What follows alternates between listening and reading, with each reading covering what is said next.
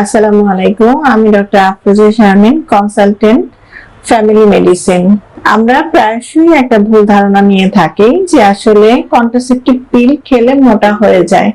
এই ব্যাপারটা কিন্তু আসলে সত্য নয়। কন্ট্রাসেপটিভ পিল বা জন্ম নিয়ন্ত্রণ বড়ি কিন্তু একটি কার্যকর জন্ম নিয়ন্ত্রণ পদ্ধতি, যেটা খুব সহজে সব জায়গায় কিন্তু পাওয়া যায় এবং এটা খুব তাড়াতাড়ি দেখা যায় যে মেয়েদের শরীরের সাথে মানিয়ে যায়। এজন্য এই পদ্ধতিটাকে আমরা বলি সবচেয়ে মোটামুটি একটা ভালো জন্ম নিয়ন্ত্রণ পদ্ধতি।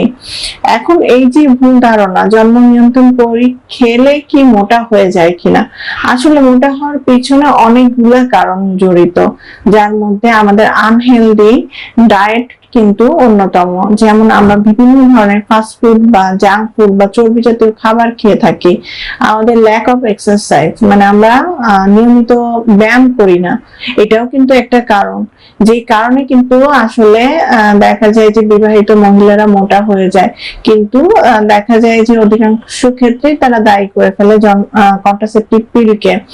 এখন কিন্তু নতুন জেনারেশনে অনেক ধরনের জন্ম নিয়ন্ত্রণ বড়ি এসেছে, যেটাতে একদমই মুটিয়ে যাওয়ার কোনো ভয় থাকে না। তো সেই ক্ষেত্রে আমি বলবো যে আপনারা যদি জন্ম নিয়ন্ত্রণ পদ্ধতি ব্যবহার করতে চান, তাহলে জন্ম নিয়ন্ত্রণ বড়ি বা পিল কিন্তু অত্যন্ত কার্যকর একটি জন্ম নিয়ন্ত্রণ পদ্ধতি।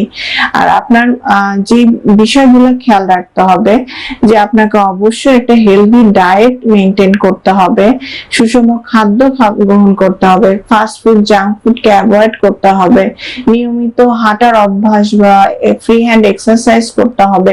এই বিষয়গুলো যদি আপনি মেনটেন করেন, তাহলে কিন্তু আপনার আর মোটা হয়ে যাওয়ার ভয় থাকবে না। এবং সেক্ষেত্রে আমি অবশ্যই বলবো জন্ম নিয়ন্ত্রণ বড়ি অবশ্যই একটি কার্যকর জন্ম নিয়ন্ত্রণ পদ্ধতি। ধন্যবাদ।